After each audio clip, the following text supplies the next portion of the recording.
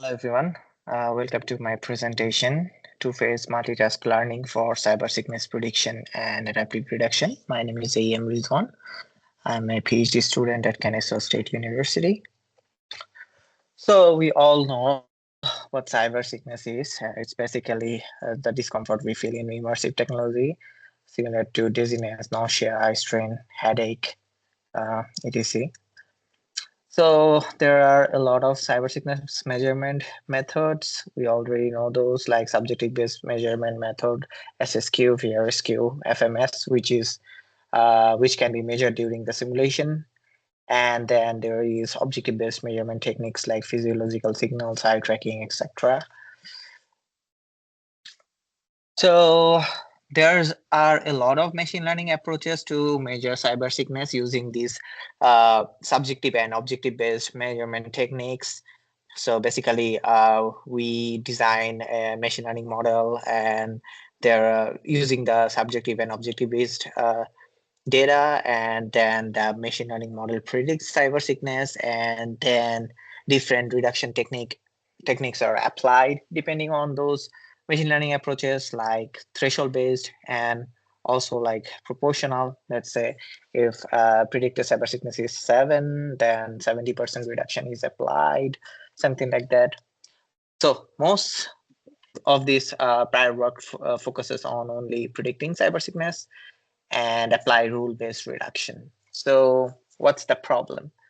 So we don't know when to apply mitigation and whether the mitigation is helping the participants, and also how much mitigation is optimal.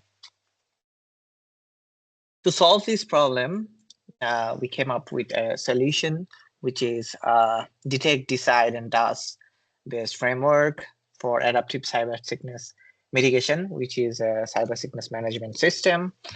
It not only predicts cyber sickness, it also gives us the effectiveness, like whether we need blood for that participant or not, and the intensity uh, for what level of cyber sickness, what level of blood intensity or reduction intensity would be optimal. So here's the overall methodology.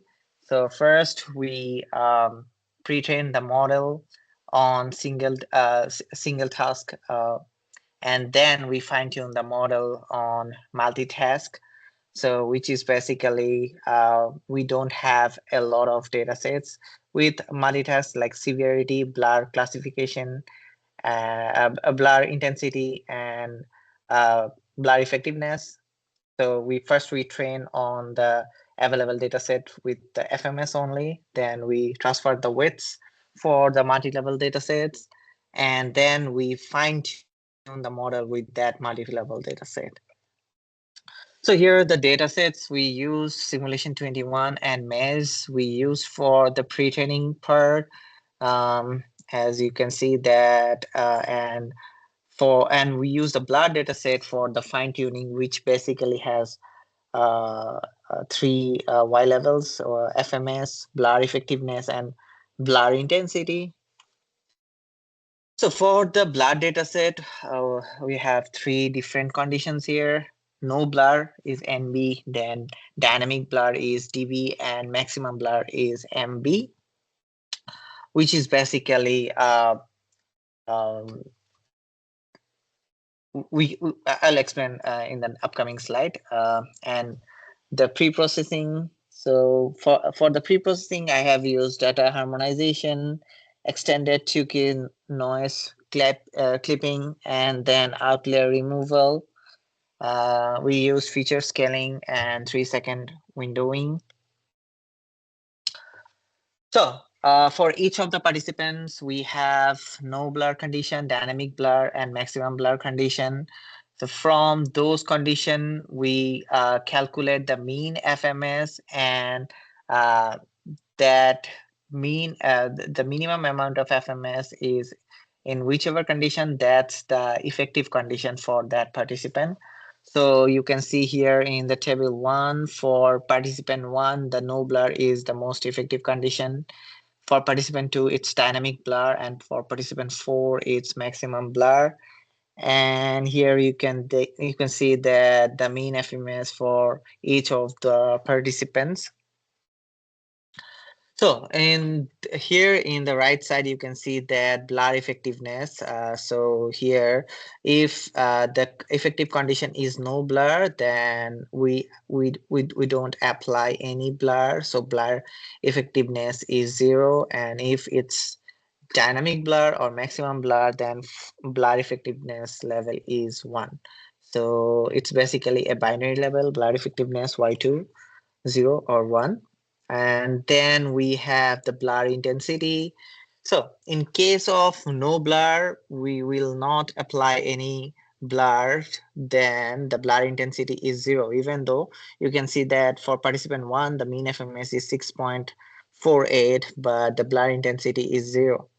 And you can see the maximum blur condition for participant 4, the optimal condition is maximum blur. So you can see that here the mean FMS was 6.14, but still the blur intensity is 10, because that's the effective condition, intensity for that specific participant. And for the dynamic blur, it's proportional to the FMS. If the FMS is 7 at that moment, then the blur intensity is 7. Yeah. So here you can see the overall architecture of our model. First, we take the model for the pre-training using the Maze and Simulation 21 dataset. And then after the pre-processing of the data, it takes it to the time series transformer. So here you can see the encoder block with multi-head attention, which is 8 head. And there is total 4 encoder blocks. And then after the pre-training with those dataset, it takes the backbone weights, as I mentioned earlier, and then it takes the blur dataset and pre-process those data, and again train another time series transformer with those backbone weights. And then you can see that here is 3 heads.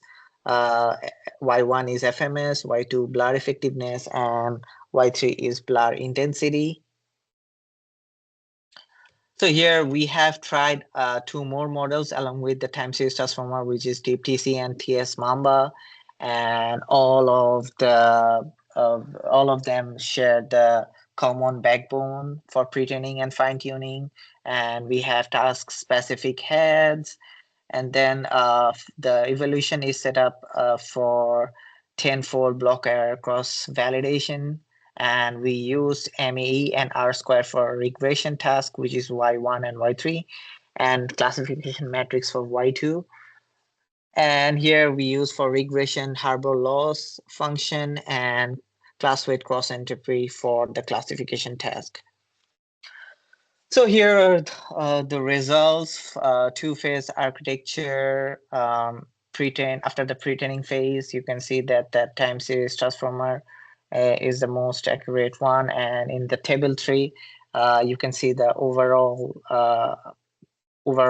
accuracy for both 2-phase and the single-phase model. For time series transformer, DeepTC and TS Mamba, among all the model, the time series transformer perform the best. As you can see from here, the two-phase time series transformer perform the best. So here you can see the plots for the true value and the predicted value for the FMS after the full model training. In the left side, you can see for the 2-phase training, and in the right side, you can see for the single phase, which is trained on only the blood dataset. And in figure 6, left side, you can see the 2-phase, and in the right side, you can see the single phase. So they perform pretty much similar, as it's easier as it's binary class. Here in figure 7, you can see the true blur intensity level and the predicted blur intensity level. In the left side, it's for the 2-phase model, and in the right side is for the single phase model. And you can also see here that the two-phase model perform better here as well. You can even understand it better if you look at the residuals in the figure 8 here. So in the left side, you can see for the single phase here, and in the right side, it is for the two phase, and the top two one is for the FMS, and the bottom two one is for the blur level. So you can see that for the single phase, it reached till -8, so which is basically a bit more scattered than the two phase one.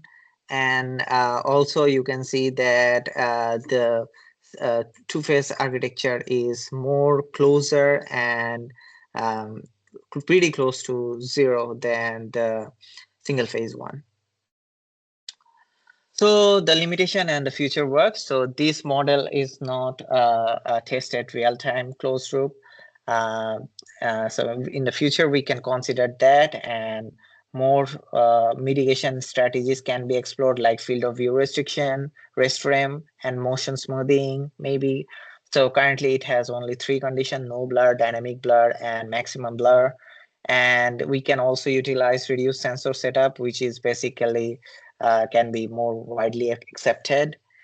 And to conclude, we introduced the first unified multitask cybersickness mitigation model. Two-phase training solves the level scarcity, and time series transformer performs the best, enables personalized data-driven VR safety. Thank you so much.